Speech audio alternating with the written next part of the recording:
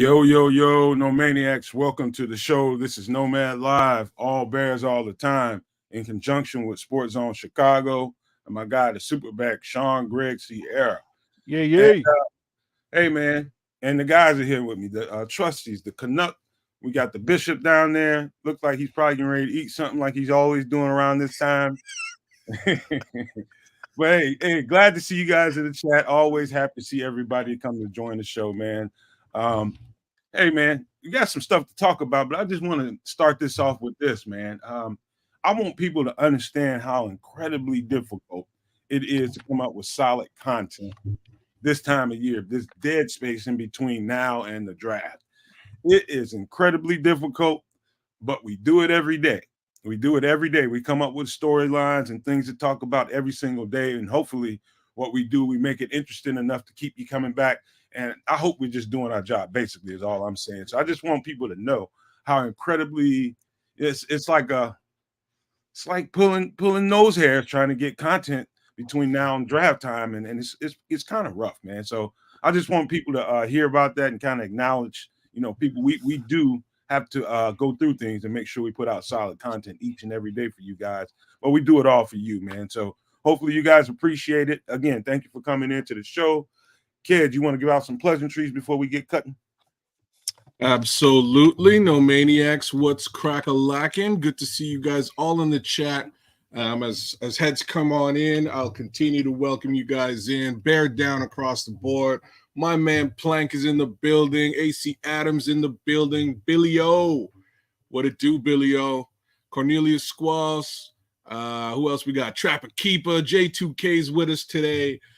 Great to see you, J2K. 10 Bears holding it down in the chat. Ruling Twitter, 10 Bears. Jason Jones is in the building. Who else we got? FFG Style, my guy. Chicago Sports Podcast with our homie Brandon Hyatt. How you doing, Brandon? Holy smokes. Who else we got out there? I think that kind of rounds it out. Oh, Mike Davidson's in the building. How you doing, Mike?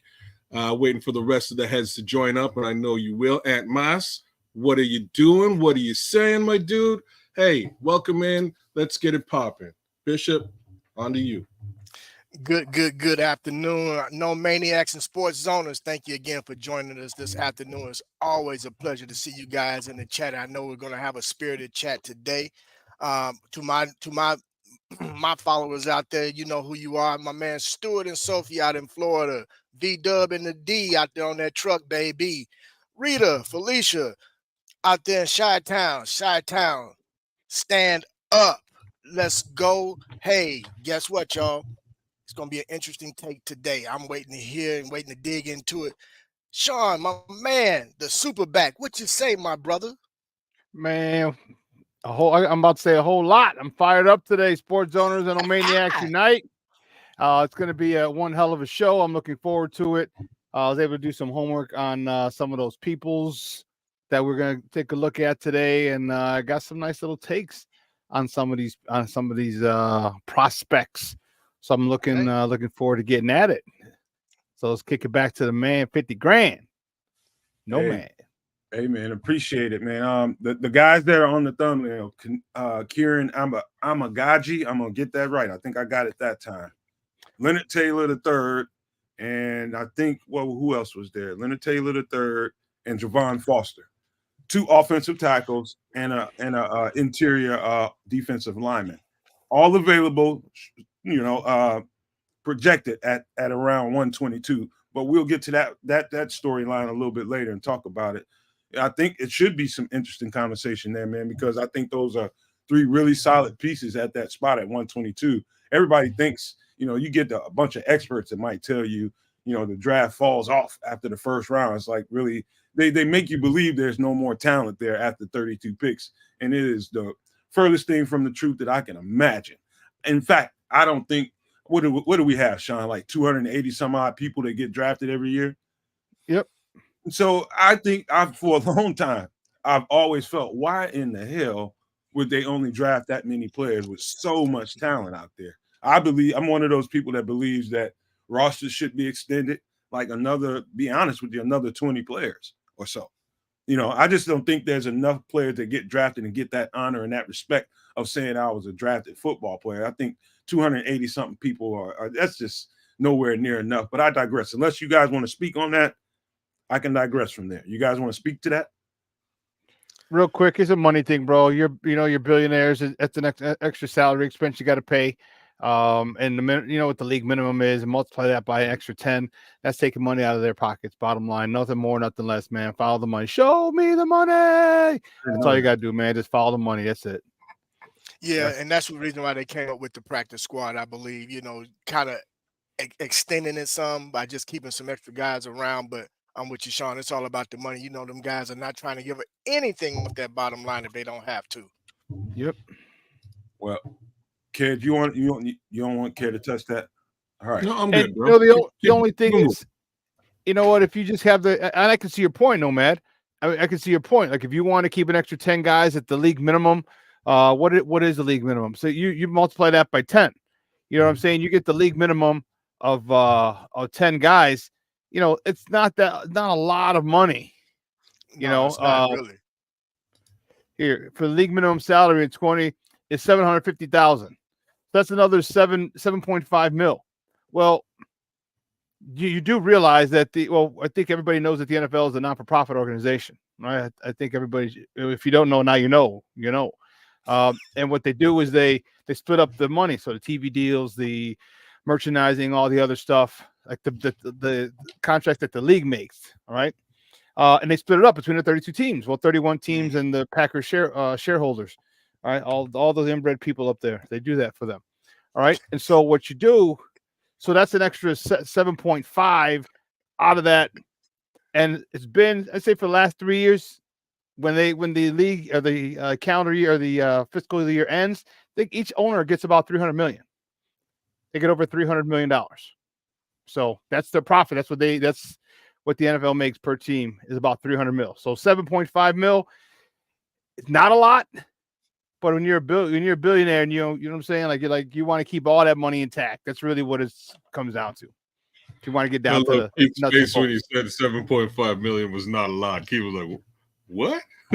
it's a lot to me." Yeah, but just look at it this way. Look at it this way. Look at it this way. If you got $300, and you give someone $7, are you okay giving someone $7.50? Yeah, got a point there. It depends.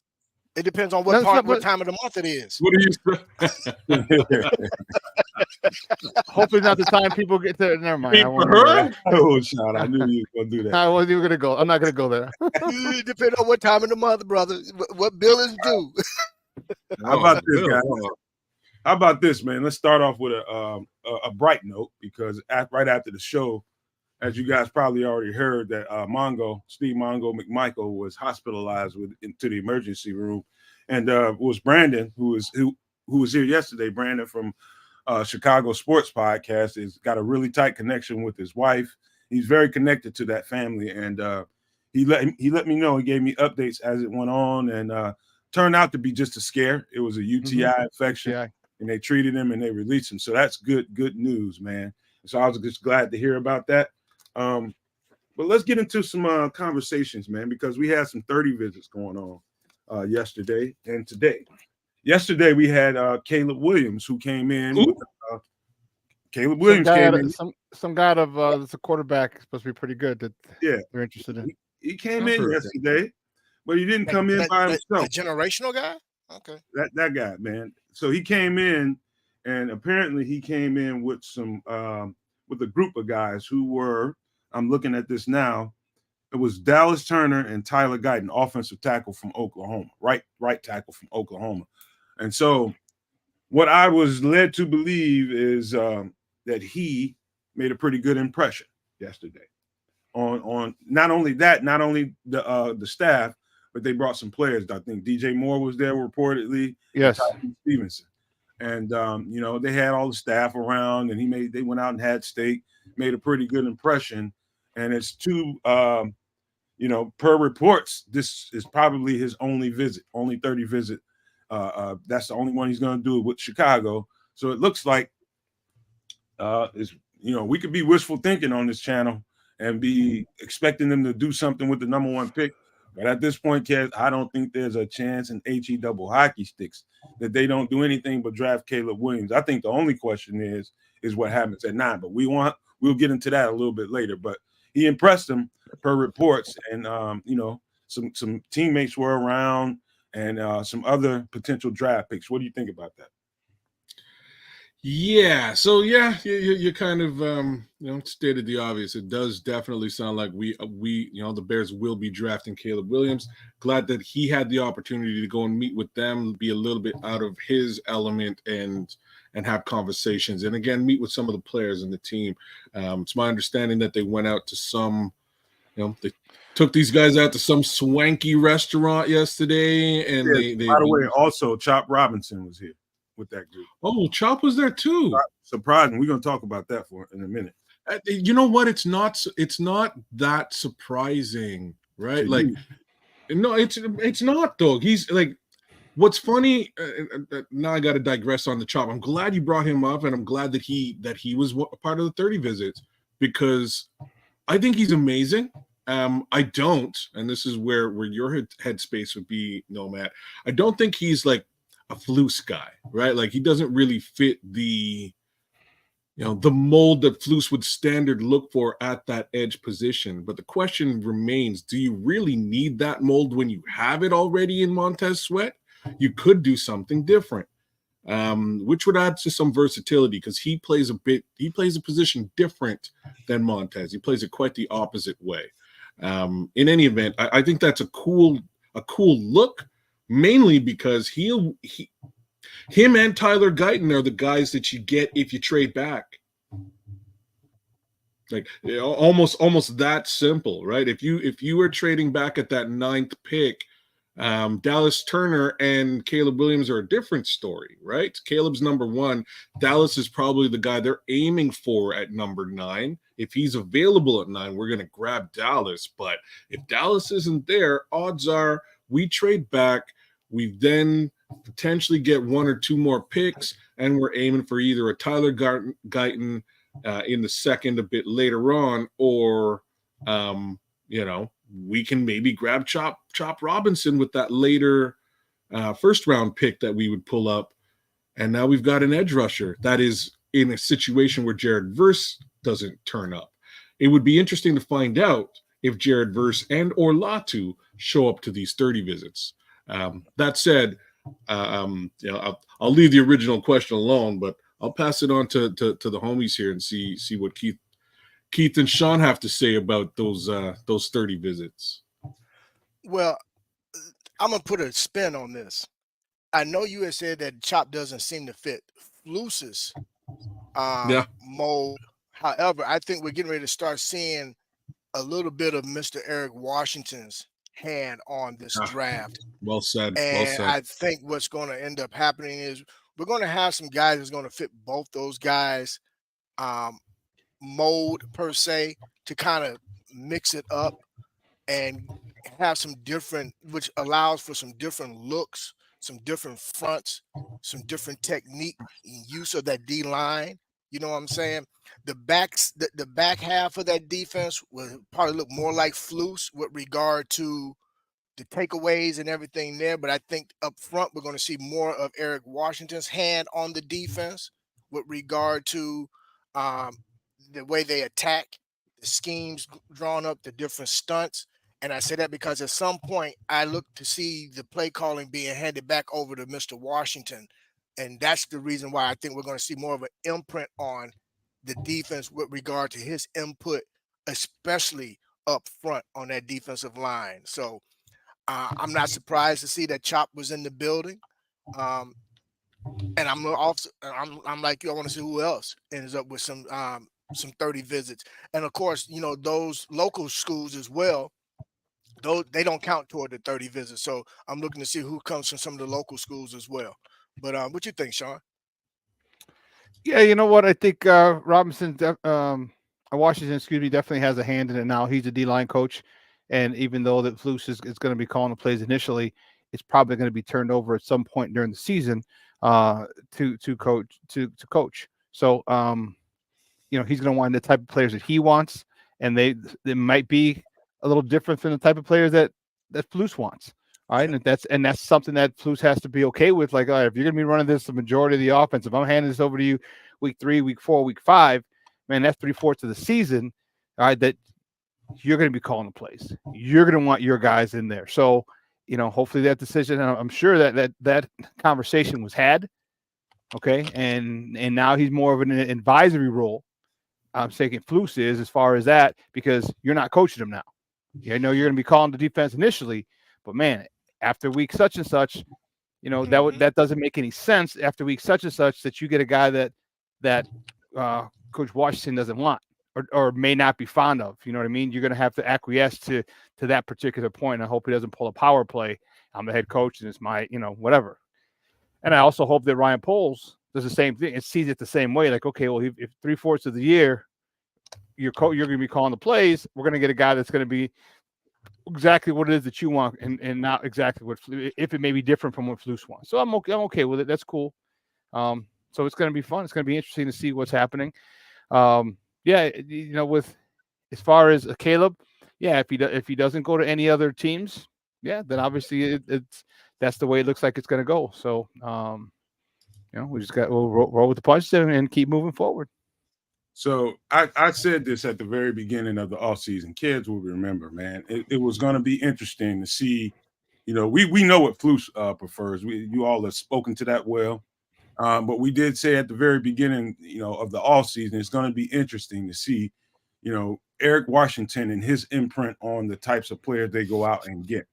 Whether it be in free agency, whether it be in the draft, he is going to have a handprint. His fingerprints is going to be on it. Chop Robinson, in my opinion, is a 3-4 linebacker. I don't think he's a hand in the dirt edge rusher at all. Only on pass rushing downs. However, this is the thing. Here's the thing, and I said this since the offseason and studying Eric Washington. What you would notice if you pay close attention to Eric Washington's style of defensive front, it's very hybrid. It's very hybrid. Like there's times when you don't know it from a 3-4 defense. And so to connect the pieces to that and what you all have already spoken to, I expect a different type of edge rusher to be drafted. I'll be quite frank with you guys. And I'm just going to speak to this because it is out there in the ether that Eberflus wants a 1-2. He wants somebody to pair up with Montez Sweat. Those are his virtues. And if they end up going edge rusher at 9, it's not like I'm gonna be upset. I do want to see a receiver get drafted or offensive tackle, but I will absolutely not be upset. I don't think they can go wrong at 9 if they take that pick. But if they go edge rusher at 9, I'm telling you guys right now, I'll go on record. I'm telling you, they will not pass up Dallas Turner. They will not pass up Dallas Turner. I'm telling you, I just got a feeling.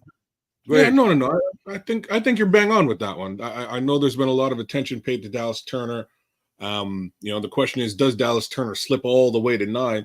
And we had similar questions about a certain Mr. Carter last season, and there he was available at 9. Mind you, different questions about the player in this scenario. So if Dallas Turner is available, by all means, I do expect them to snag him, and that's your number 9 pick. But if he isn't, again, maybe some defense against Minnesota, and potentially we might be looking at a Chop Robinson if he's available. And I just wanted to I highlighted a couple of tweets, a couple of chats here, specifically from Mr. Andre Barnes. What's up, Andre? Chop would be a run over in the run game. And the other thing Andre was saying is Chop fits the need for a speed rusher, but he's not an every down player. So very similar to what you just sort of laid down there, Nomad. My thoughts is that they could really create a bit of a specialized rotation between him at that other side and Walker, right? So Walker's really your run stuffer, whereas your pass rusher is now Chop Robinson, and you rotate them in situationally. And I think that actually fits the Eric Washington mold more so than anything else, right? That's my 2 cents on the situation.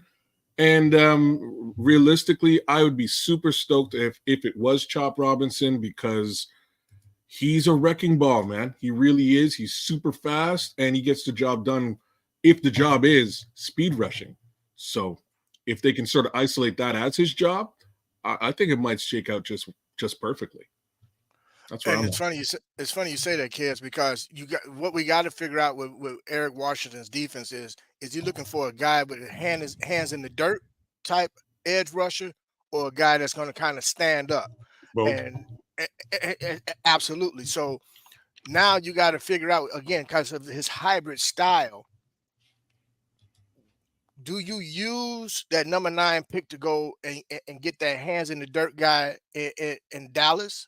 Or do you trade back and can get the guy like Chop that's a wrecking ball, and still, by doing so, get some additional draft capital?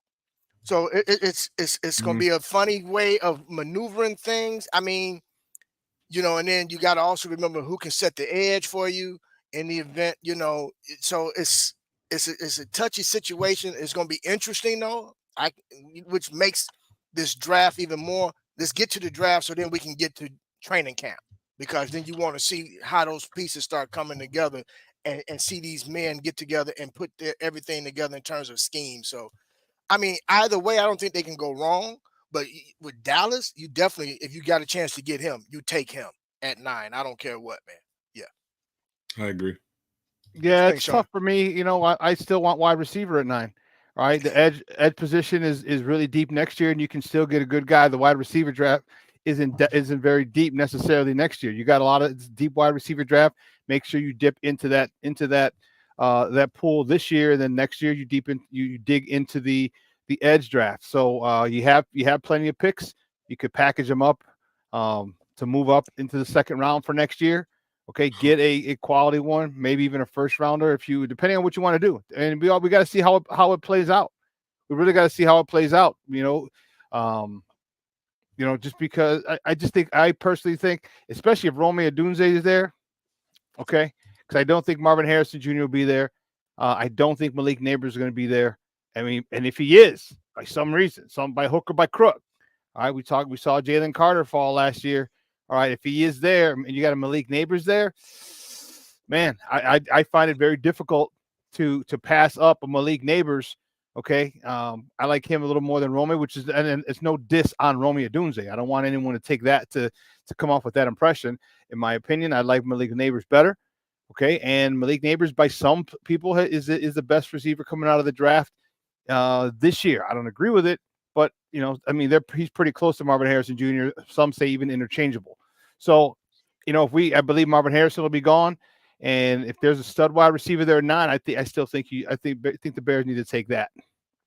I don't even think there's a question. Maliknabors is probably a more explosive prospect. You can say that, and I think that's going to be a hands down. He's a more explosive prospect than Rome Odunze. Rome Odunze brings his own qualities, which are great too. However, by the way, Rome Odunze is here today. If I didn't mention that. And also, he's on a visit. Yeah, he's here today, along with Xavier Worthy and Ben Sinnott, tight end out of I think Kansas State. Guy I think real highly of. I still think tight end is a luxury right now, and I don't know if you even consider picking a tight end at number 9. But who knows what they're thinking? These are my virtues, but it's interesting that X Worthy is here today. Ben Sinnott. And who else did I say? Ben Sinnott, X Worthy, and let me look at this again. I'm sorry, guys. Hold on. Rome Odunze. Yeah. So what happened was, those guys came in late last night or sometime in the evening in Passover of Caleb and that group of guys that came in with him, and so they're doing that. It seems to be intentionally to see who kind of meshes with each other. It's probably a smart strategy getting them to cross paths, while they're on their 30 visits. But I like the fact that for sure X Worthy is one of those guys, Odunze, and I like Ben Sinnott. I don't think there's a chance in hell they're drafting a tight end at 9, and maybe somewhere later on down the draft they trade back, but nowhere. I don't think there's a chance in hell they draft a tight end at number 9. Not a chance. Yeah, I think so. Kedz thinks different. If Brock Bowers, no, are you crazy? No, well, okay. if Brock Bowers is available, there's something to be considered there. Just consider it. But once more, depends who's not available, though. You know what I mean? Like, depends on how it falls. Yes, I do know what you mean. Like that's exactly the question. Who's gone before him, and really, what do you want to do? I don't think tight end is an area of focus. I think Ben Sinnott is I think the way to sort of phrase it is that he would be best player available at 122 or so, if that's what you're looking at. So maybe that's what they do. I think he's a good look, but I don't think they've got a lot of money. They got a lot of money wrapped up into the tight end position right now. I think it's something that they can survive with as is without having to draft another player at the position right now. But that's just me. No, 30. I don't think 122 is in the third round. It's 32, 64, 96. So no. It's in the fourth round. Mm-hmm. Fourth round. Yeah, that's that Catholic school education, quick, fast, in a hurry. No, let's answer the question. I did go to Catholic school too, but B, I actually have the mock draft sim loaded up. Just well, that's even better. You know what I'm saying? Sometimes my Catholic school math goes sideways. But tight end is I'm sorry, Shawn. Tight end is a luxury pick before 122, considering what they have already allocated in terms of, you got Komet and you got Garrett. So I think you can, if you didn't address it until later on, fine. But again, we got to also think about it. We got to stay mindful. We have a handful of picks, guys. A handful of picks. Literally. So you got to, every pick has to be a hit. And that's just my feeling on it. So that's unrealistic, though. That's I get it. I know it's unrealistic, but again, what must be intentional. Let me not say a hit. Must be intentional. Let me reword it. Intentional. Our guy Brandon, go Brandon. Anyhow, Chicago Sports Podcast, Brandon Hyatt. Is Brock Bowers generational? No, it's too early to say that. No. Why is it too early to say yes or no? Because he hasn't played yet. It's too early. It's too early to say it for the quarterback that they call it generational. He's a look. Let me tell you something. Brock Bowers is everything that Georgia needed him to be. Be a seam threat is what he was. A deep seam threat. Get a linebacker one-on-one with you. Maybe a safety. They felt like he could win those matchups, in which he did more times than not. He was I'll be honest with you, Brock Bowers is his body type. I don't know how well he holds up, and I'm not trying to wish anything bad on the guy. I hope he stays healthy. But the truth is, his body type, his size, and his frame, he's gonna take shots. And I don't know. Like he plays a lot of Gronk kind of tight end out for Georgia. Wherever he goes, they're gonna use him in all kinds of different ways. But if it's that, and he's just taking beeline shots down the field, down the seam, and I worry about that, his health and his body type. I don't know if he's capable, because towards the end of during this year, man, like mid to late season, man, his body was kind of beat up, man. It was really beat up. And Brock Bowers, I think the world of his ability. I just worry about his body type. That's my biggest hang up with Brock Bowers. You know what? And that's really why I was asking the question, whether we could make some level of determination. Unfortunately, in my opinion, he's not a generational prospect.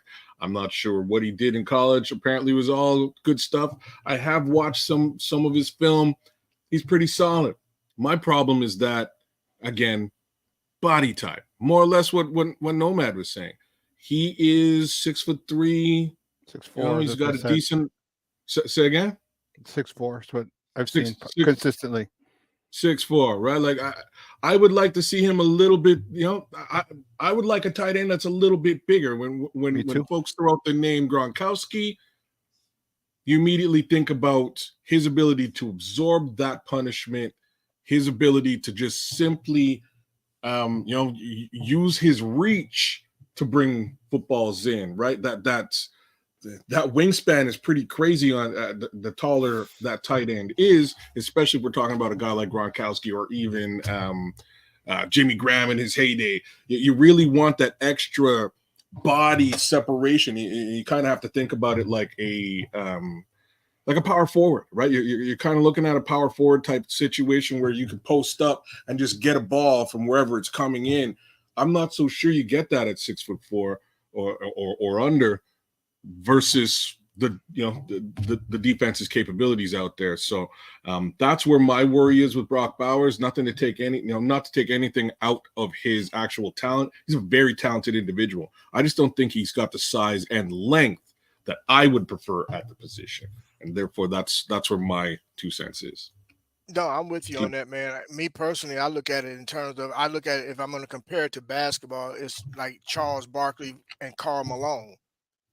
Barkley was dynamic, but he was an undersized power forward, where Karl Malone fit the bill at that size, at that position.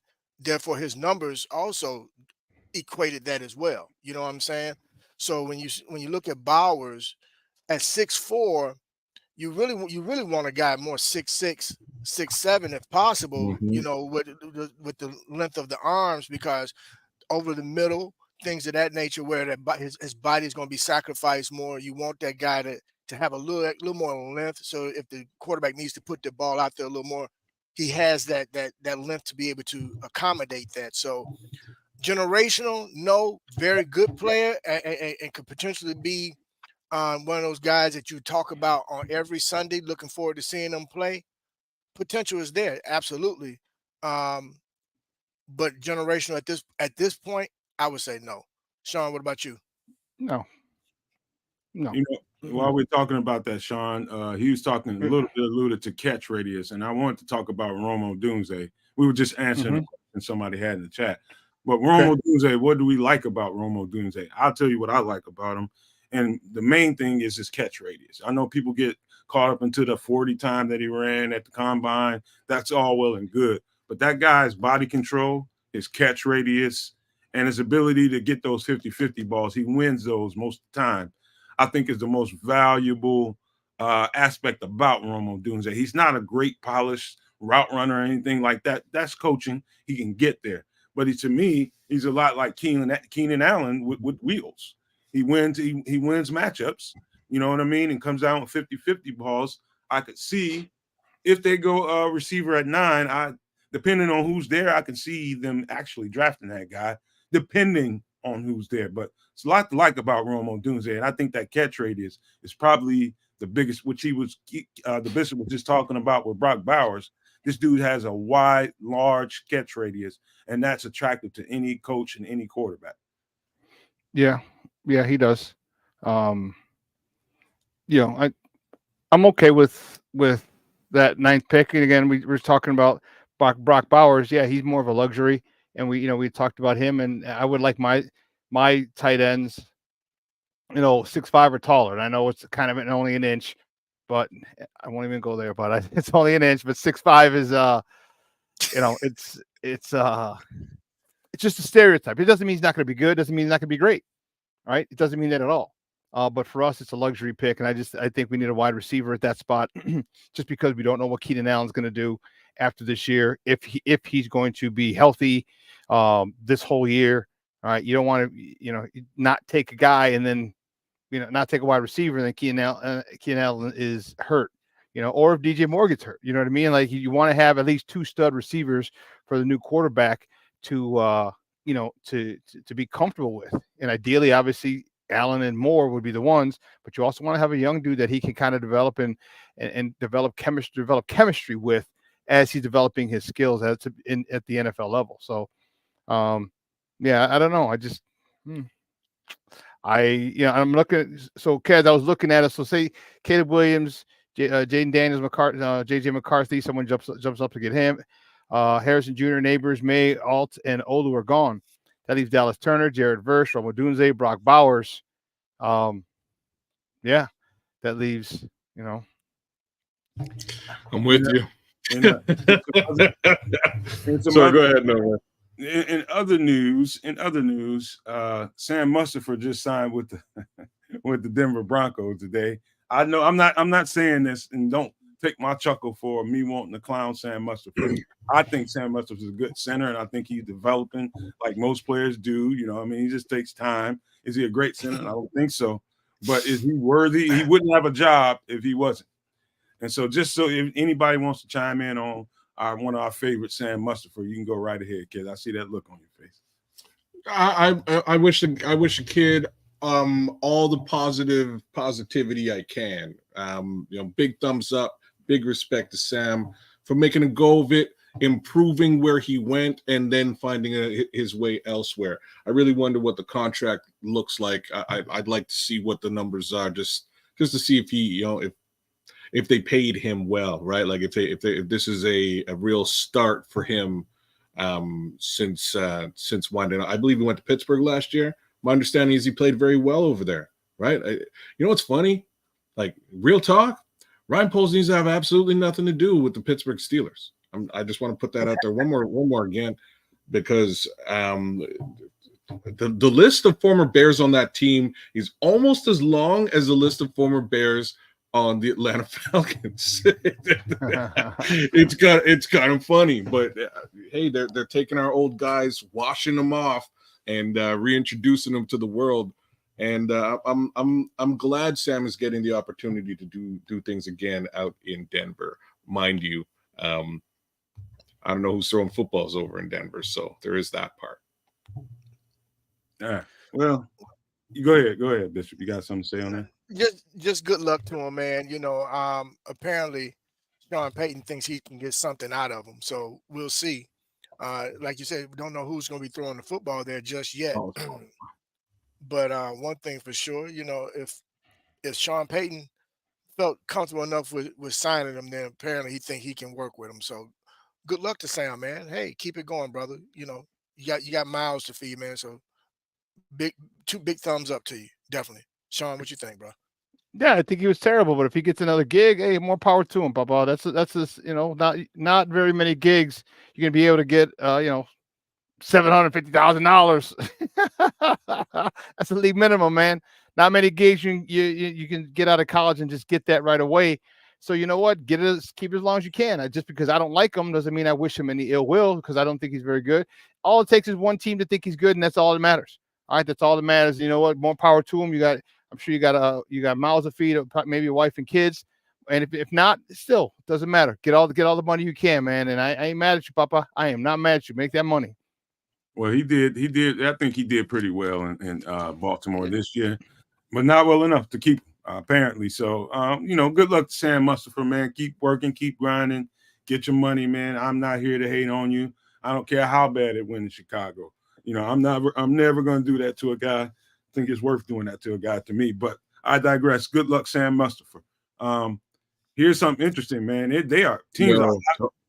Hold on before you transition off. I'll just read this from Rob Hadson. Peyton and the Broncos just took an $85 million cap hit on Russ. Musty is all they could afford. Yeah, Rob Hadson, you might be right with that. They ain't lying about that, man. They did take it. They took shots to the pocketbook, no doubt about it. But so they went to the goodwill. That's why I want to see that contract and see whether they paid him well or not. But odds are they ain't very much over there left to pay anybody. So, well, here's other news, man. I think the teams are getting hot. When I say hot on Michael Penix Jr., I mean hot.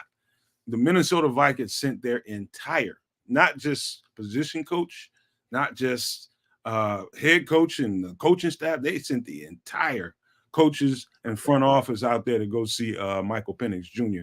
And a private workout is what it was. It was a private workout. They went out there to do it with him, but they sent the entire entourage out there. They are on that guy. I forget exactly where Minnesota is picking, but Michael Penix Jr., man, I think his, just based off of not anybody, Mel Kiper or anybody else's draft board, not based off of any of that. You can kind of determine what teams are thinking based on the actions they make. And so they sent an entire coaching staff and the front office to go work this guy out privately. I think they're at number 11. Sorry to cut you off. They're picking at number 11. Okay, so that tells me, because they I think Vegas did something similar to that the other day. And so that tells you that teams are hot on this guy, and they feel like probably after the first 2, possibly 3 picks, this guy could be a hot commodity at where they're sitting. Kedz, what do you think of y'all, man? Here's what I think.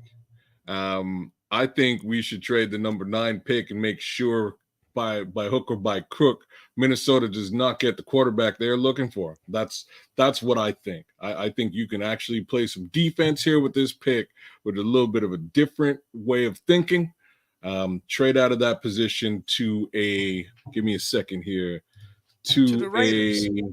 The Raiders, or even the Broncos we were just talking about. Either one of those teams, the Saints. There's a couple of teams just in and around that pick that you could trade back with, give them an opportunity to get access to that quarterback that they covet. If it's Michael Penix in this scenario, more power to them. Just because of what we're talking about, I'm going to have to take a closer look at right. I'm going to have to take a closer look at the pro day for Michael Penix. It was you said it was just a closed private workout, so he didn't work out with anybody else. Because I want to see who else is. It's a second private workout. It's a second private workout. He did one with the Raiders also, bro. Thank you. There's your guy, right? You that's your trade target. Then 100%. You're looking at the Raiders, and you make that trade. You don't look back. You continue on down the road and select who you want to select.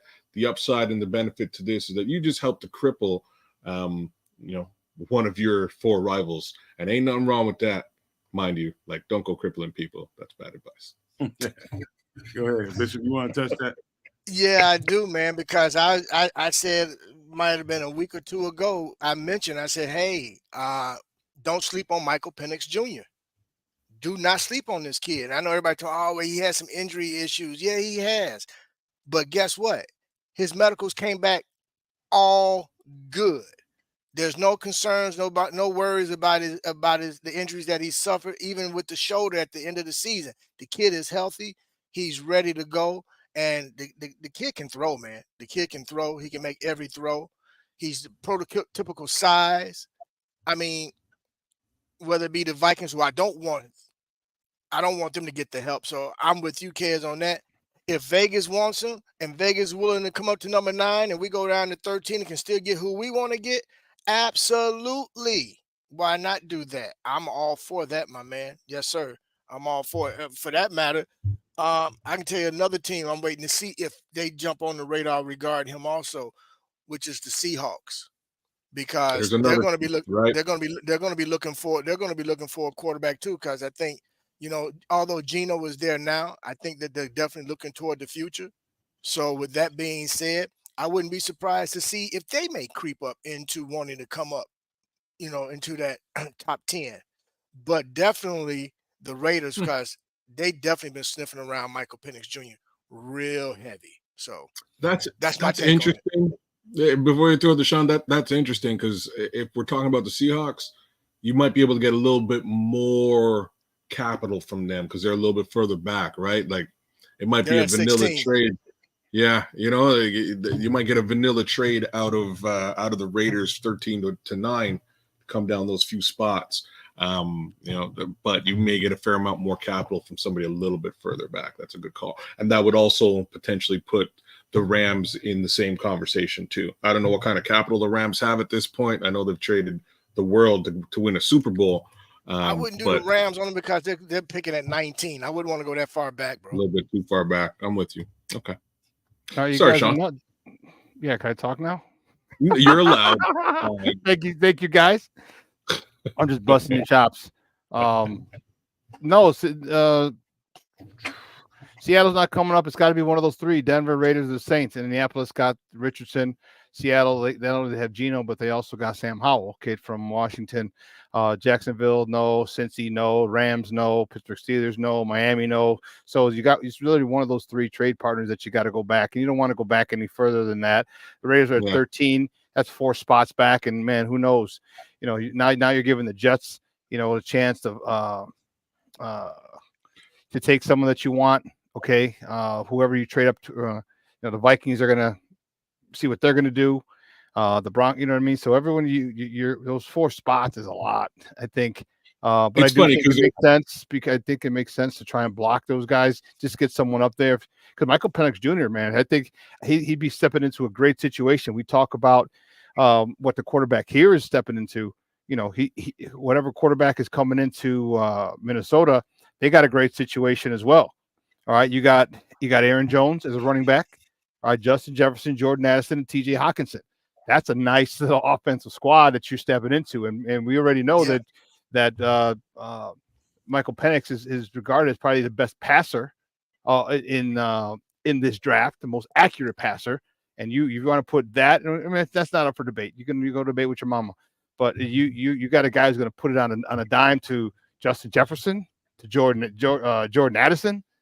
Man, that's going to be that's not going to be nice in this division. So I think the Bears do need to play a little defense. I think they do need to entertain some offers to try and to block Minnesota from getting them if they don't jump up themselves. Minnesota they may jump up to 8 or 7, get some pass, who knows. But if they don't, yeah, maybe you should try and block them, but it's going to affect you and who you get too, because don't you go back 3 or 4 picks or 5 picks, those some of those players that you want to get may be gone. All right, man. Well, I'll tell you what, man. It's still a bunch to talk about there because it could be some serious, strong movement in that situation, given the players that are there, man. Teams are going to do what they have to do to, get their virtue taken care of. But really quick, on the other side of this, we will talk about the thumbnail and the guys on the thumbnail and pick number 122, and those players at those spots, man. And these guys have checked them out, man. And Shawn said he got some pretty good points. I can't wait to hear them and see if they match up with mine. But before we get to it, I got this. The best Chicago Bears content anywhere. Catch Nomad Live pregame 1 hour prior to kickoff and Nomad at Night postgame, and every Friday evening at 7 p.m. Central on all the most popular streaming platforms, and only on the Nomad Network.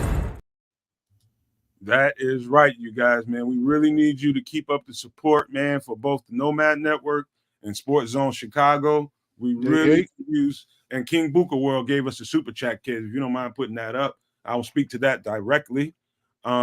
He asked, will we be going to training camp? King and everybody in the chat and everybody within the sound of my voice, we absolutely plan on putting somebody at the camp, but we need contributions. I'm not going to sit here and fake it with nobody and hold you guys. We need contributions to be able to do that. If for no other reason, Shawn decides to go out there, and we need to be able to foot half that bill for him. If it's only Shawn, we'll foot half the bill so Shawn can go to camp, or whoever else wants to go out there to the camp. But we absolutely would like to be sending people out to the camp, and we need contributions in order to be able to facilitate that. That's just the bald-headed truth, and that's just me giving it to you straight with no chaser. We're going to need funds. We're going to need contributions to make that happen. So if you guys could, anything that you can give would be very, very needed, and we would appreciate every little bit of it because, like we said, we want to do a whole bunch of things, but you need help. This is what I do now. This is not, I don't have a job. I had a savings, and I've been funding this this network with that savings, but we need contributions to really keep this thing going because everyone wants to be able to do this and do it full time. So thank you, King Booker, for the contribution, man. We really appreciate it. Get the likes up if you have not, guys. Make sure you have sub. If you have not, please consider doing so. If you're new to the channel, channel, welcome. Love you. Welcome to the family. But let's talk about the thumbnail, man. Let's just start with the old tackle from Yale, man. I don't know if you spend any time watching him, kids, but Kieran Amadeji, I think I got it right, man. I think I got it right. I think he's a tackle with a lot of upside.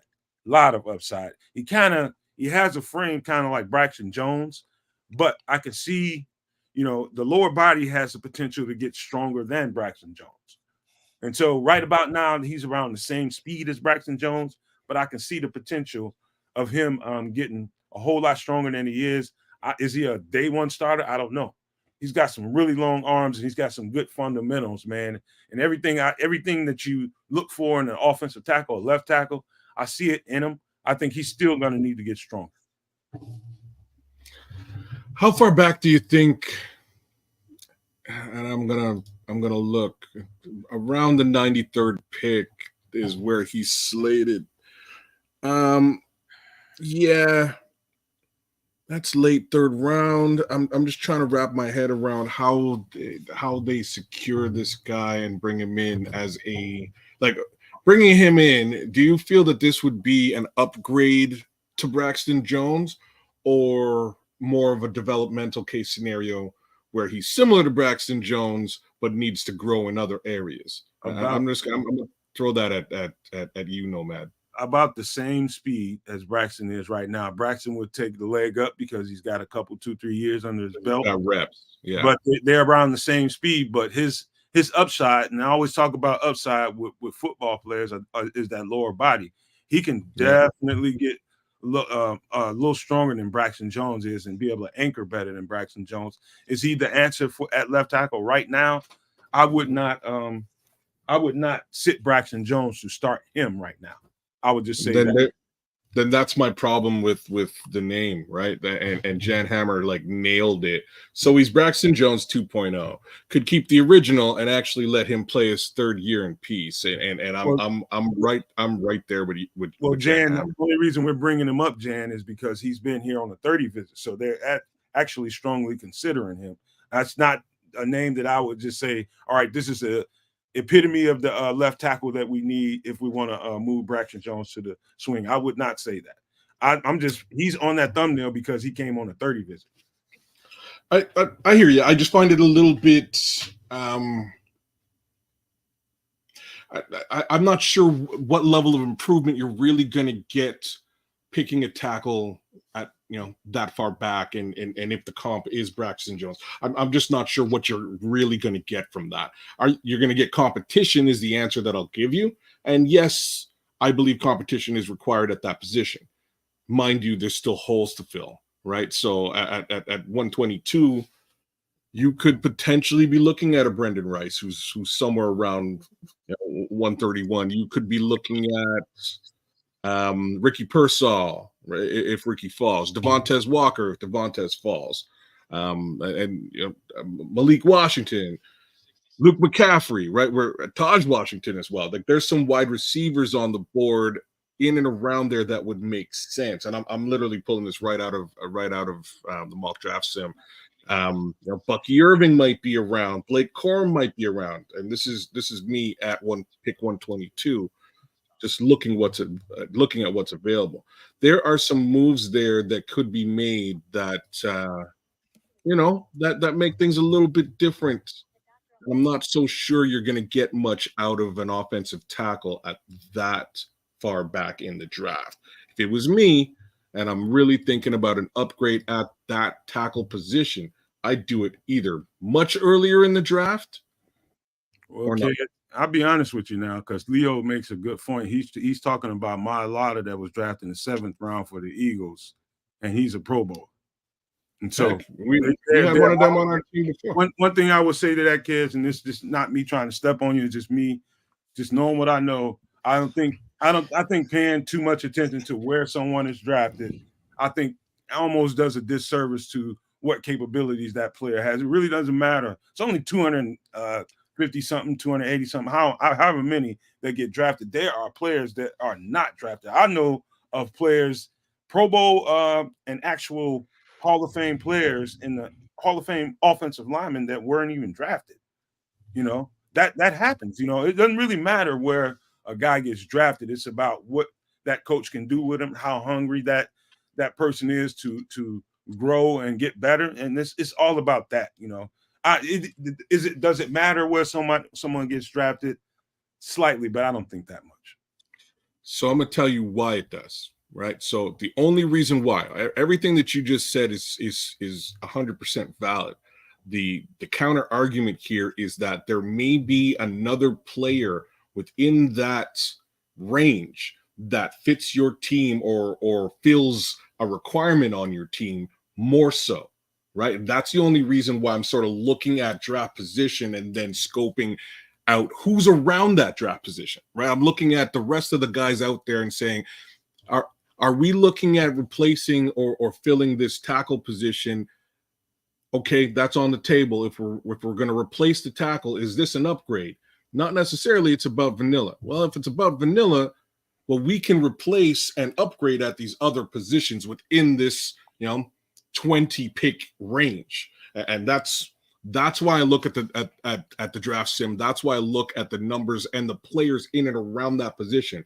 Because again, if somebody important falls that really fits the mold and the requirements of your team, you're probably going to be much more focused on drafting that best player available than drafting, a backfill player who probably won't start. And now I got to preface this with the amount of picks that we actually have. They've got 3 picks to play with, really. So given those 3, even more important that you focus on the specific positions of need. Go ahead, Bishop. So with that being said, I'm going to be very honest. At 122, first of all, we got guys already. We got Borum, who can serve as a swing. Yeah. We got Jatari Carter, who we have can fill in of course at guard. So at 122, considering we only have a handful of picks, I'm thinking weapons. We have to be able to have weapons. We were just talking about Amadeus just for now. We're gonna no, talk I get it. I get it. Well, I'm saying that at 122, no, I pass on Amadeus at 122, regardless who's been in on a 30. Weapons. It's that simple. And I keep it short. Weapons. Shawn, to you, brother. No, he's got good footwork for the FCS level. I don't know how that's going to translate. He can work. I mean, these are all things you can work on. The other things you can coach on. But what I'm saying is his footwork is good at that level. The comp level he played at, he does overextend a lot. He does lunge a lot. That's balanced. That's just proper technique and form.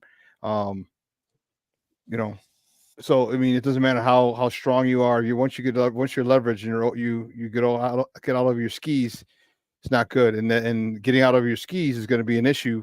Could be an issue for him when you're dealing with faster people.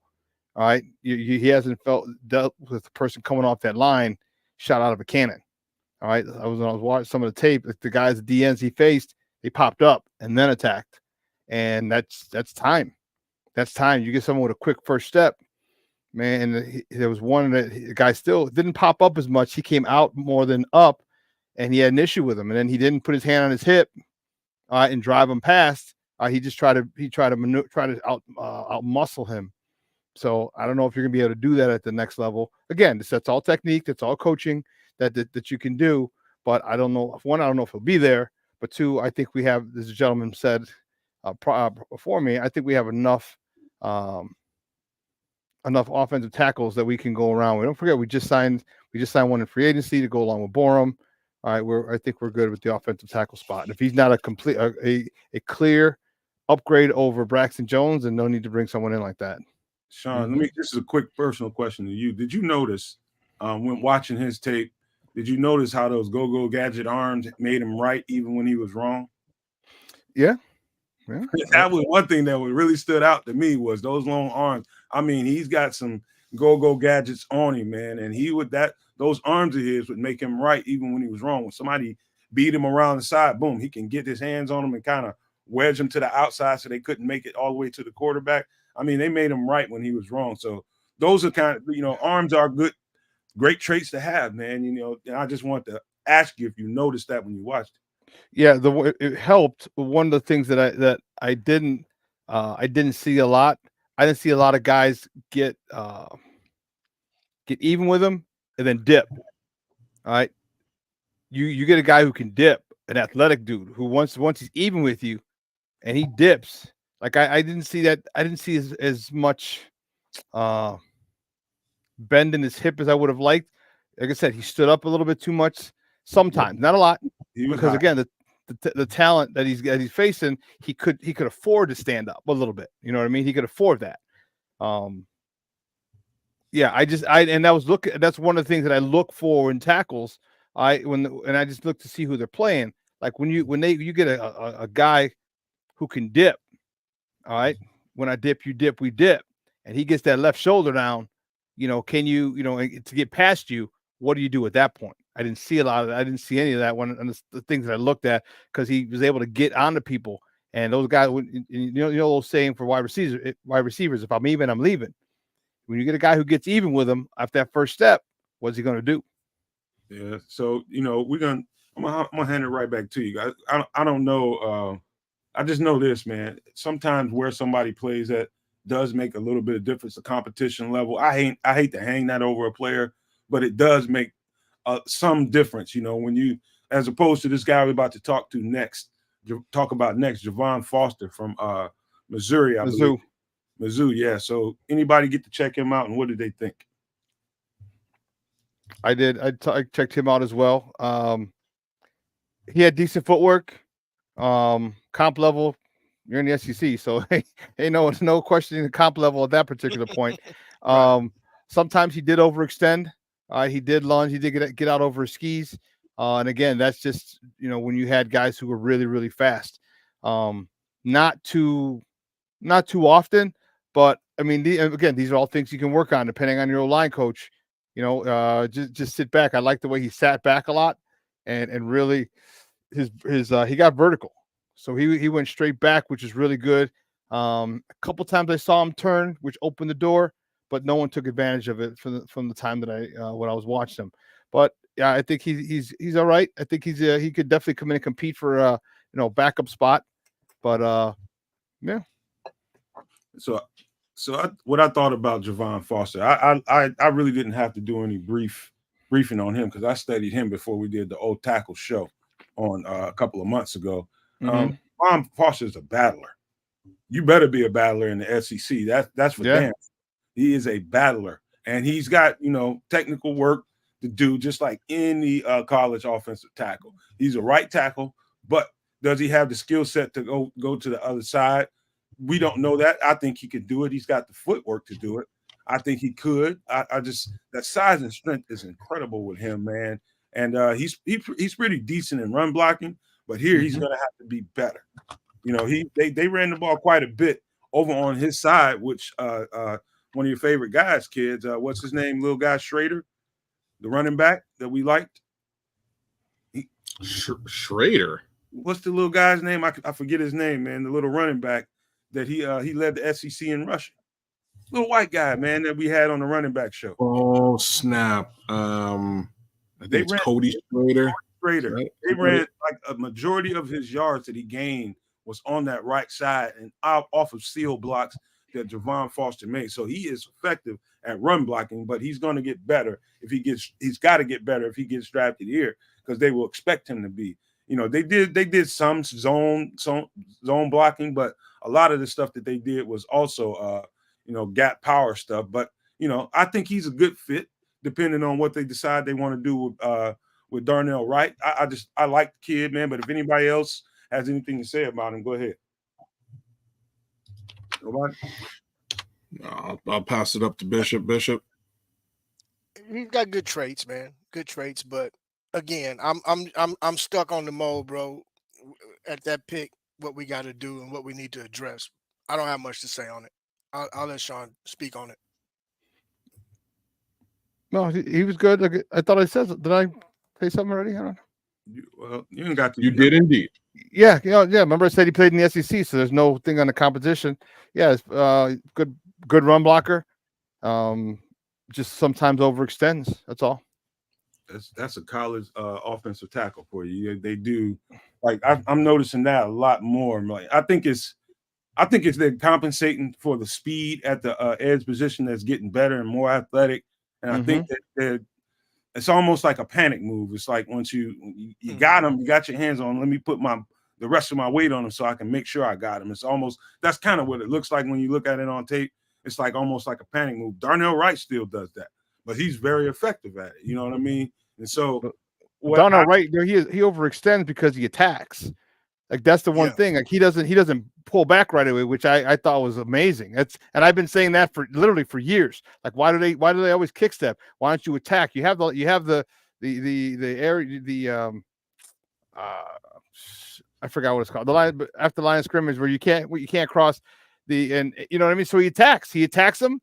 All right. And all you gotta do is stop their forward momentum because there goes their speed, there goes their power, there goes everything. Because if you're coming off and you're expecting this tackle to come back, you're trying to use the momentum against him. Well, he comes at you and he throws a monkey wrench in your program. Now I got to restart. That's time, man. It's time for you to restart. And then you don't have that strength. You don't have the speed. You don't have the explosion. You don't have that power. And all that's time. And that quarterback behind me is the beneficiary of all that time. Yeah, having that punch, man, coming out of your stance and having that punch and catching that D lineman off that end or that not tackle. Expecting it. Yeah, you know, just that little pause right there buys you enough time, buys your quarterback enough time, man. So no, I'm with you on that. That's what I liked about him too, Shawn. And I thought sometimes it got him a little off balance or got him in trouble a little bit, but he was able to recover, which is key also. And that's why if I have anything about Braxton Jones, I want him to incorporate that. I think that would help him tremendously if he can incorporate that into his game versus just taking, like you say, doing that kick and allowing the defensive guy to get into you. If you can catch him with that punch, that helps tremendously. So yeah, I'm with you on that, bro. Definitely. What he also does, which I like, is he doesn't do it because obviously you scout it, you've seen it, you know, okay, well, he's gonna come at me, but he doesn't do it all the time. So he'll punch, and the second time he'll kick step once and then punch. He'll kick step twice and then punch. So now you don't know when that punch is coming. You know it's coming, and then sometimes he'll just kick step all the way back. You're like, man, I didn't take off with the most explosion because I'm waiting to combat that punch. And that's time. That's time that you're losing as a defensive end. And that's why this guy's going to be so good. Just the mind games that he's playing with when he's going to punch you. All right. It could be 3 kick steps back. It could be 2 kick steps back. It could be 1 kick step back. It could be at the snap of the ball. You just don't know. And if you're guessing, you're literally guessing. I mean, you would have to go back and say, okay, and we're all creatures of habit. You'd have to go back and say, okay, there's a 40% chance that he, on third down, he likes to punch on your first kicks. You know what I mean? You got to go real deep in depth and find a pattern for him, and if there even is one. So I like what he does. Hey guys, you want to hear a real funny story, man? I remember my freshman year in college, our first full-on scrimmage, full equipment, full pass. We went all out, do everything but touch the quarterback. So on this play, I'm playing the island corner. I'm playing on the left corner, and so there was a twist on the front 4. There was a twist that got called. So the edge and the D tackle were on a twist, on a stunt. So they were switching positions, for those who don't know what that means. Yeah. And so that was supposed to occupy the offensive tackle. And I was getting sent on a cannon blitz, a cornerback cannon blitz. That means you stand on the boundary with your receiver or who's ever out there in front of you, and you stay there. You don't creep in. You just stay there, and then you fire as soon as the ball is snapped. And so that's what we call a cannon blitz, CB cannon blitz. And here the ball snapped. I'm just knowing. Look, when I tell you I'm knowing I'm about to get my hand on this dude, on this quarterback, man, I'm flying. I mean, I took off. I flew. Man, I'm just knowing the tackle is occupied. He is not going to see me coming because he's got to deal with that game. It was a perfect thing, man. And at the last second, right as I was getting ready to get right past him, that joker stuck his arm out. Yeah. Stuck me, man. I must have flew 15 yards, man, because all he had to do was put his arm. Yep. It was hilarious, man. I mean, the whole team, the coaching staff, everybody laughed me off the field. I was just like, you dirty. Just use your momentum against you. Yep. He redirected it. He sent me flying all over the place, man. From straight to lateral. But yeah, that was hilarious, man. I knew from that point to make sure I got good depth on my cannon, so that wouldn't happen. You got to get a little bit outside, and you have to bend back around to get to that quarterback if you're gonna run a cannon. But dip, or when I dip, you dip, we dip. Yeah, buddy, that's how we learn, don't we? That's how we learn. Yep.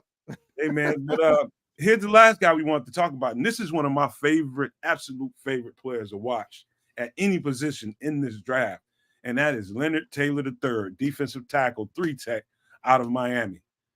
I think he's I said this many times on the show, Kedz. You heard me say it one too many times, but I'm gonna repeat it one more time. I think he's the best 3-tech in the draft, hands down, and he is projected to be there at 122. I mean, he's long, he's explosive. Kedz, you still on mute? Oh, I am, and I'm on mute quite purposefully because I'm sitting there saying there's no chance Leonard Taylor makes it to 122. I'm just saying, he's real good, bro. He's real good. I think he's that good that he shouldn't make it to 122. But this is the draft, man. It's NFL teams. We don't know exactly how this board is going to fall in all these teams' draft rooms, man. So, you know, they're projecting him to be at somewhere around 122. We'll have that pick. And also, Flus also let it be known that he, in that statement that he said that he wanted a 1-2 punch for Montez Sweat, he said it can come from the inside or the outside. So it could be an interior tackle or it can be an edge player. So that's why Leonard Taylor made this thumbnail. But what do you guys think of him? I think Leonard Taylor's a monster, bro. He's all over the field. In my opinion, the two defensive tackles that I would be gunning for in this in the first two, like I have to say first two rounds of the draft. I don't think I don't think you're going to even see a Leonard Taylor at 122. But the two guys I would aim for early on would be Leonard Taylor and Byron Murphy. Those would be the two guys that I would look at. And in my opinion, they play somewhat similar. Very similar traits between the two defensive tackles. If that's what they want to, that's how they want to fill the holes on the defensive line. Those would be the guys that I'll be aiming for. Murphy's going to be super early. I believe, again, in my opinion, I would say Leonard Taylor is top. I would go Johnny Newton, Byron Murphy, Leonard Taylor. I think they're the top three defensive tackles in this draft. Again, if you're not looking for, just a big body detail, like a nose tackle, those would be your top three guys to me. That's it. And I would have to still say that Johnny Newton's more of like that. Yeah, he could be nose 3-tech if that's what he needs to do. What say you, Bishop? That's where I'm at. If he's available, as much as that's one player. As much as I want a weapon, if he's available, yeah.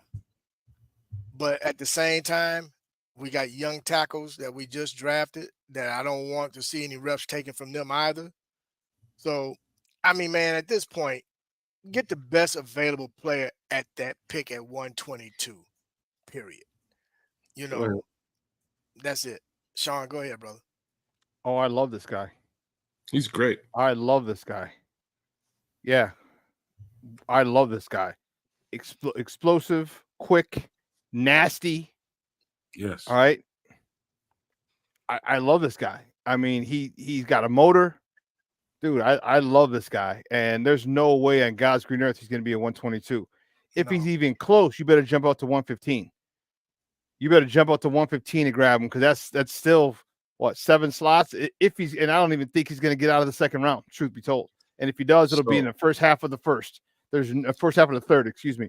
There's this kid, man, I really, really like. There's a guy, he's got an attitude, he's got swag, all right, to go with that talent. He's from the U, so what do you expect? He's going to have that swag, but he's got the talent to go along with it.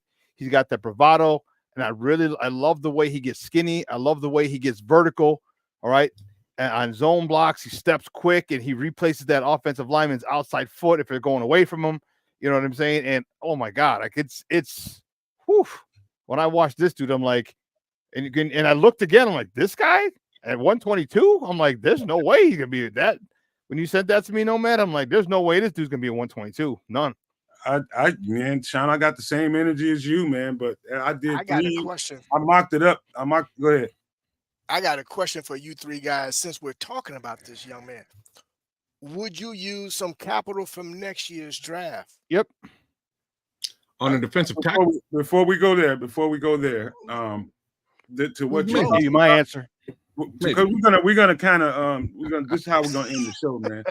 Listen, I think Thank you, Shawn. the fact that I mocked it up 3 times to make sure it was like, okay, is he really on but it's a mock draft, it doesn't really make a difference. But if he's around there, but I do, if to answer Keith's question, I think he's that good. I think he's that good that if you that's why I asked. If you see an opportunity to take a pick from next year in order to move up and make sure nobody else gets this guy. Yeah, I know we got Javon Dexter, we got Zach Pickens.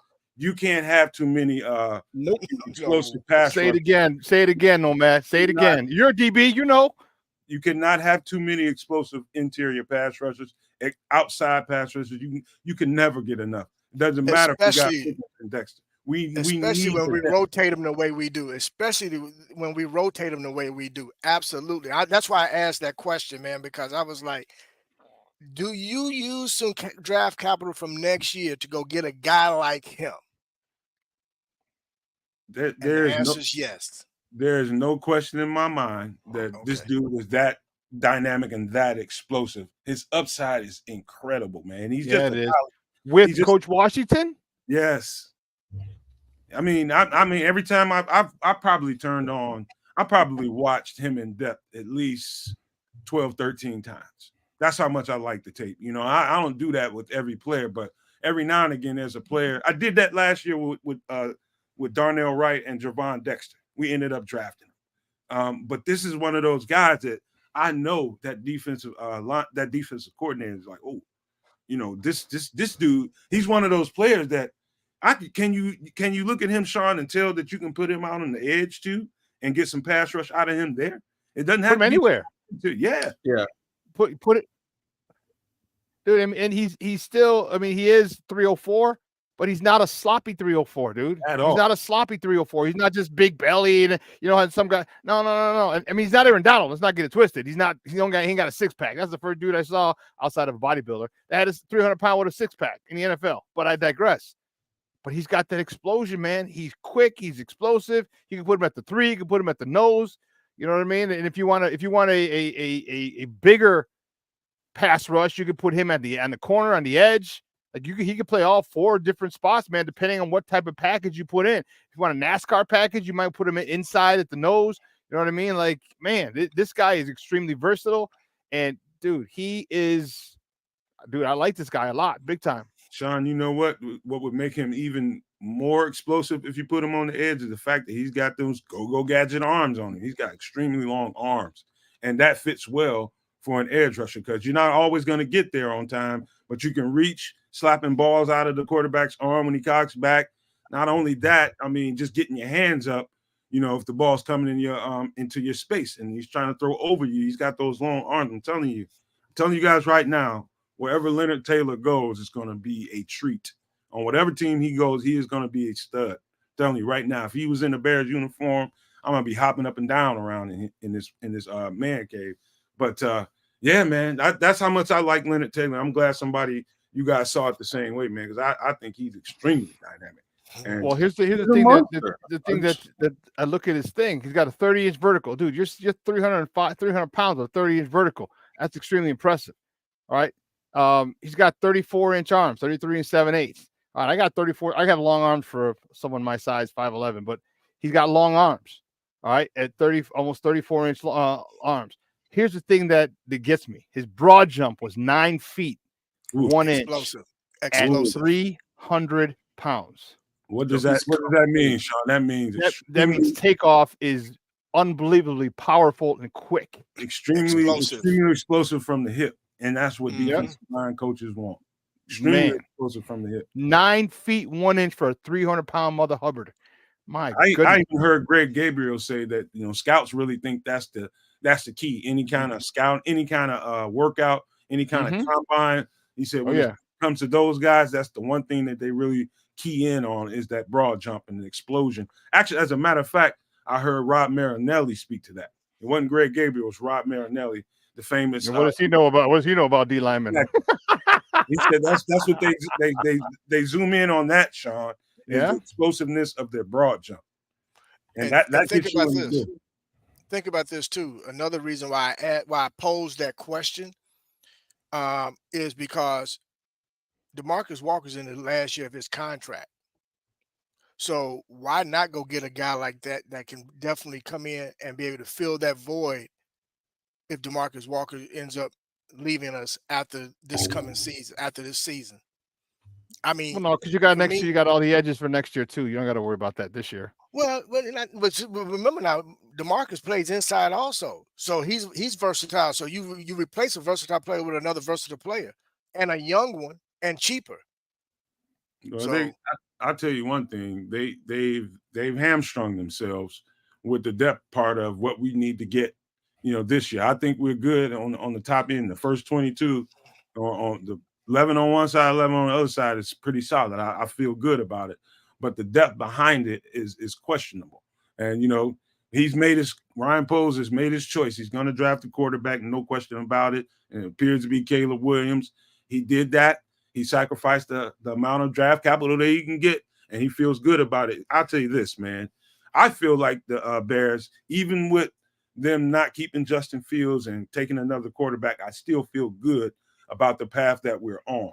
The fact that, this general manager, it might have been a cost-saving, move to save his job and to save salary cap. that's what it was. Yeah, but, he's made his choice now.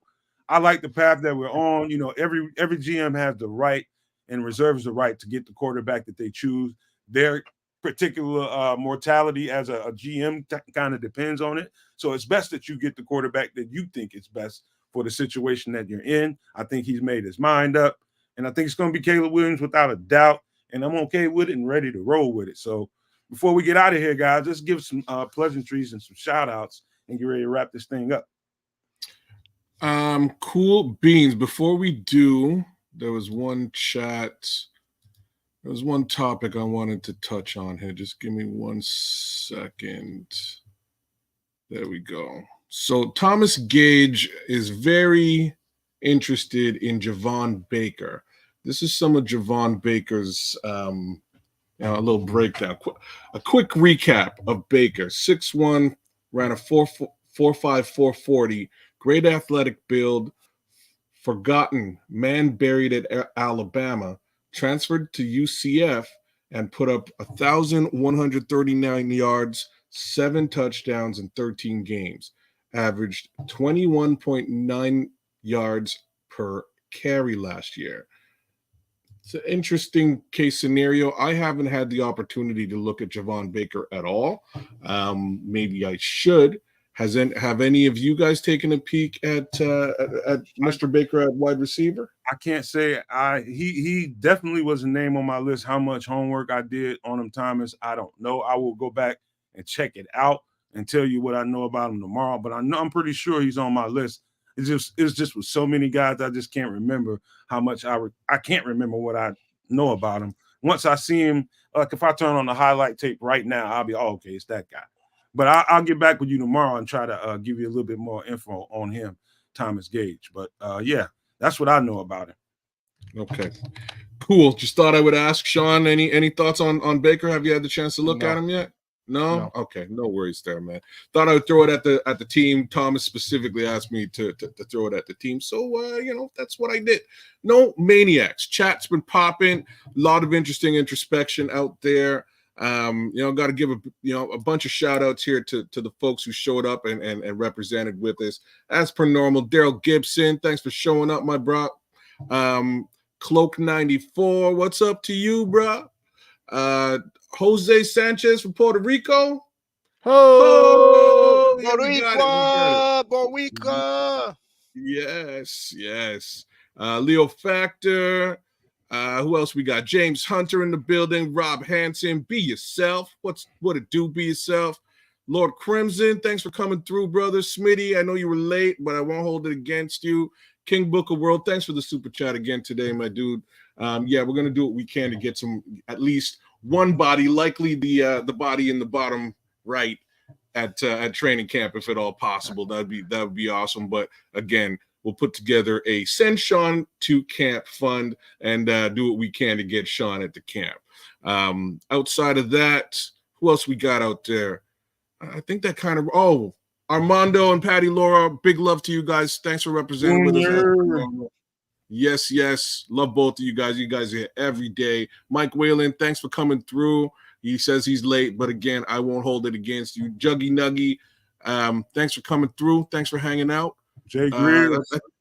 Jay Grizz. Joe Young, the mighty Joe Young in the building. Just swinging. Swinging with us. Plankster, not gangster, the plankster. The plankster. Not the wankster either. Not a wankster either. Not a wankster. Luis Claudio. What it do, Luis? Kenny Adams, what it do? Vizzo Joe Vizzo, good to see you, bro. I see you on Twitter. I see you on all the shows. You're always interactive. Thanks for being interactive here, too. CJ Williams, thanks for coming through. I think that basically went, Charles Johnson and Nathan Campbell and Derek Carter. Mitch Osborne, who was Mitch Osborne. I didn't see Mitch. Is Mitch in the building today? I didn't see him there, and we're going to shout him out anyway, man. Why not? Why not? And Hank in the basement. What it do, Hank? Anyhow, I think that rounds out everybody, man. Thanks a billion for chopping it up with us in the chat and keep the chat interactive and live. Bishop, man, throw it over to you. But before I do, thanks to you, Shawn, and Nomad Esponomo. It's always fun doing the darn thing. So bear down.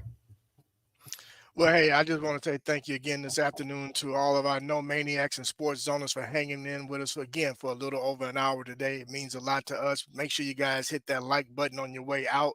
But more importantly, I just want to thank you guys for always tuning in and making the chat very spirited. Really do appreciate it. To everybody that I know that's watching from afar that doesn't have a chance to chime into the chat, thank you as well for chiming in with us and paying attention to letting us sit up and talk Bears football. To my guys on the panel, as always, it's always a pleasure chopping up with you guys. Nomad, Kedz, my man SuperBack, really do appreciate it and enjoy today as well. But more importantly, I just want to tell everybody, enjoy the rest of your day and be safe. Shawn, to you, my man. Thank you, my friend. Sports owners and Nomadiacs unite. Thanks for tuning in, man. All my peoples, all your peoples, have become our peoples, man. And let me tell you, great show today. I was glad you sent me that stuff. I was able to do a little homework this morning. Oh yeah, baby. Make sure you follow Sports Zone Chicago. Okay, the YouTube channel in addition to Nomad Live, the Nomad Network as well. Make sure you follow that. Subscriptions have been up. I appreciate it. And let's not stop. Don't stop now, boys. As our Uncle Hawk Harrelson used to say for the Sox game. Don't stop now, boys. Let's keep those subscriptions coming. But great show. I was glad to do some breakdowns and looking at some tape. And man, I love doing that. Being married to football since I was 10 years old. So we're looking at 40, going on 43 years of being married to football. And I love it. I love it. I love talking Bears with you guys, and I love spending with you guys on the panel. So guys, have a great day, and make sure make sure you do something nice for somebody today. Make them smile, give them a compliment. All right, because you never know when's the last time you're going to speak to somebody. All right, go out of your way to make somebody smile. Nomad. Hey, thank you guys. Appreciate my guys on the panel, man. My trustees, the Canuck, the Bishop, and my guy Shawn, man. Appreciate you guys for what you do every day, bringing what you bring to the network and what we do for this content, man. It's not easy. I keep saying that over and over. It's not easy to do this every day and come up with content in this dead space, but we do what we can and make sure you guys get some good, solid content while we're here. We do everything we can. So hopefully we're doing our job. But hey, you guys, I just want you to do me a favor, man, because Brian, don't get mad at me, but Brian is in the best spirits. He's in the back controlling the chat. I want you guys in the chat to show how much you love and appreciate him like we do around here, and show him some love, man, and lift his spirits up for him, man, because everybody needs that sometime. And that's what we're here for, to make sure that that person next to you has his spirits lifted. So do me a favor, show Mr. Brian some love in the chat, man. Lift his spirits up, man, because we really appreciate him. Go ahead, Brian. You want to speak? Nomad, because this is a family show, I can't call you a name, but thank you. I appreciate it. And thanks everybody in the chat. It's always great talking to you guys, seeing you guys. I really enjoy doing this. The panel, I got the best seat in the house because I get to listen to these guys, green room and live, and I get to watch you guys' comments. There ain't a luckier SOB in the world. Thank you very much. Hey, No, so Brian, thank you, brother. Thank you. big dog. yeah. So hey man, That's I just what wanted Brian. he's probably gonna cuss me out when we get to the back. I'll take that just to make sure he got some love, man. Brian don't get enough love around here, man. I just want him to know how much I personally appreciate him. And I think I speak for everybody here on the show, man. And we equally appreciate you, Brian. I know the people in the chat love you too, man. They always letting you know that. So get your spirits up, man. You're gonna be just fine, man. But with that being said, love you guys for being at the show.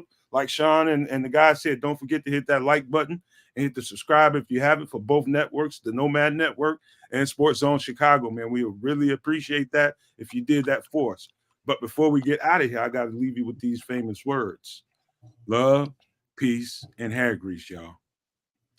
Peace, folks. Shy City, stand up.